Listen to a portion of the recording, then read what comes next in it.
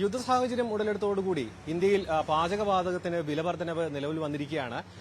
Commercial സിലിണ്ടറുകൾക്ക് 115 രൂപയും domestic സിലിണ്ടറുകൾക്ക് 60 രൂപയുമാണ് വർദ്ധിച്ചിരിക്കുന്നത്. ഇപ്പോൾ ഈ ഒരു പെട്ടെന്നുള്ളൊരു വർധനവും ഒപ്പം തന്നെ റീഫില്ലിംഗ് കുറയുകയും ചെയ്തത് വലിയ രീതിയിൽ ഹോട്ടൽ ബിസിനസിനെ ബാധിച്ചിട്ടുണ്ട്. നമ്മളിപ്പോൾ ഒരു ഹോട്ടലിലാണുള്ളത്, തിരുവനന്തപുരത്ത് തന്നെയുള്ളത്. ഈ ഒരു പ്രതിസന്ധി ഏത് രീതിയിലാണ് ഹോട്ടൽ വ്യവസായത്തെ ബാധിച്ചിരിക്കുന്നതെന്നൊക്കെ ചോദിച്ച് മനസ്സിലാക്കാം. ഇപ്പോൾ വില വർദ്ധിച്ചിരിക്കുകയാണ്, ഒപ്പം തന്നെ റീഫില്ലിംഗിലടക്കം പ്രതിസന്ധി നേരിടുന്നുണ്ട്. എങ്ങനെയായിരിക്കും ഹോട്ടൽ വ്യവസായത്തെ ബാധിക്കുക? റീഫില്ലിംഗ് നിർത്തി വെച്ചേക്കുന്ന IOC ലെറ്റർ കൊടുത്തല്ലോ, ഇതുണ്ടല്ലേ. പിന്നെ അപ്പോൾ റീഫില്ലിംഗ് നിർത്തിയതുകൊണ്ട് മിക്കവാറും കൊമേഴ്ഷ്യൽ സിലിണ്ടർ കിട്ടാൻ ചാൻസ് വളരെ കുറവാണ്.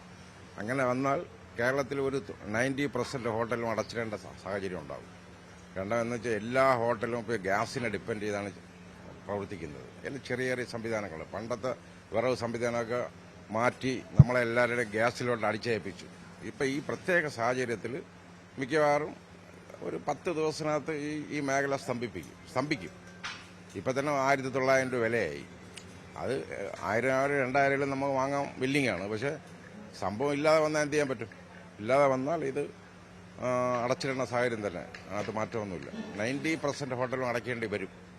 എന്നുവെച്ചാൽ ട്രിവാൻഡ്രം മൊത്തം സിറ്റിക്കകത്തുള്ള ഹോട്ടലിൽ കംപ്ലീറ്റ് ഗ്യാസിനെ ഡിപ്പെൻഡ് ചെയ്താണ് വർക്ക് ചെയ്യുന്നത്.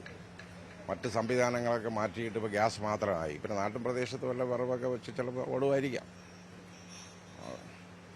ഈ റീഫില്ലിംഗിന്റെ പ്രതിസന്ധി മാറുകയാണെങ്കിൽ തന്നെ ഈ വിലവർദ്ധനവ് ഈ ഒരു ഭക്ഷണം നമ്മളെ സഹിക്കാൻ തയ്യാറാണല്ലോ. ഇപ്പോൾ ഇത് 2000 വാങ്ങിച്ചിട്ടുണ്ട്, 2200 വാങ്ങിച്ചിട്ടുണ്ട്.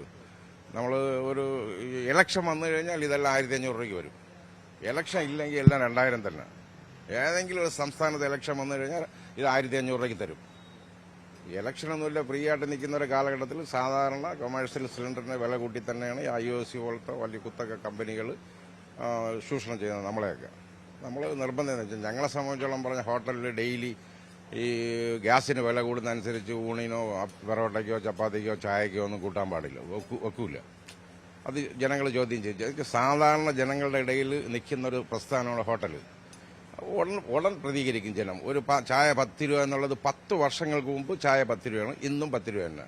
നമ്മൾ 1 രൂപ 2 രൂപ കൂട്ടിയ ജനങ്ങൾ അപ്പോഴും പ്രതികരിക്കും. നമ്മൾ സാധാരണക്കാരെ ഡിപ്പെൻഡ് ചെയ്ത് പോയി. വലിയ വലിയ ഹോട്ടലുകൾക്ക് ചായക്ക് 35 രൂപയും 40 രൂപയൊക്കെ ചാർജ് ചെയ്യും. അവിടെ ചോദ്യം ചെയ്യേണ്ട ആ പ്രീമിയം കസ്റ്റമറാണ് അവിടെയൊക്കെ പോകുന്നത്. ഇവിടെ നമ്മളെയൊക്കെ പോലെ സംബന്ധിച്ചോളം പറഞ്ഞാൽ സാധാരണക്കാരാണ്. സാധാരണക്കാർക്ക് ഇപ്പോൾ ഈ ക്യാമറ വിളിച്ചുകൊണ്ടിരിക്കുന്ന നിങ്ങളും സാധാരണക്കാരാണ്. സാധാരണക്കാരായാലും 10 രൂപയ്ക്കുള്ളിൽ കൊടുക്കാൻ ബുദ്ധിമുട്ടാണ്, മനസ്സിലാക്കണം. അത്ര തന്നെ. യുദ്ധ സാഹചര്യം ഇനിയിപ്പോൾ ഉൽപ്പന്നങ്ങളുടെ വില വർദ്ധിക്കാൻ നടക്കുന്ന സാഹചര്യം ഉണ്ടാവും. കൂടിയല്ലോ. അതായത് പെട്രോളിയം ഉൽപ്പന്നമായ പാക്കിംഗ് മെറ്റീരിയൽസ് മൊത്തം 20% 30% ഈ 2 ദിവസം കൊണ്ട് കൂടിയിട്ടുണ്ട്. നമ്മൾ മാർക്കറ്റ് ഡെയിലി നിൽക്കുന്നതല്ലേ. പെട്രോളിയം ഉൽപ്പന്നങ്ങളായ ഈ പാക്കിംഗ് മെറ്റീരിയൽസ്, കണ്ടെയ്നറായാലും കവറായാലും ക്യാരി ബാഗ് ആയാലും എല്ലാം 30% വരെ 2 ദിവസം കൊണ്ട് മാറിക്കഴിഞ്ഞ് ഇനി കൂടുമെന്നാണ് ഈ ഹോൾസെയിൽ ഡീലർമാർ നമ്മളോട് പറഞ്ഞത്.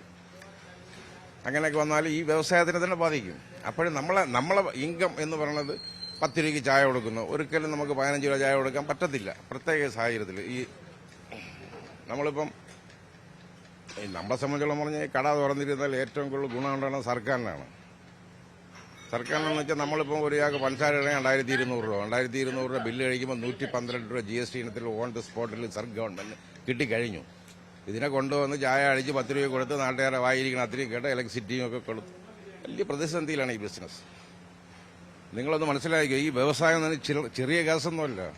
ഈ വ്യവസായം നിങ്ങൾ മനസ്സിലാക്കാന്ന് വെച്ചാൽ ഒരു ദിവസം ബന്ദ് നടത്തുന്ന ഒരു കാലഘട്ടം.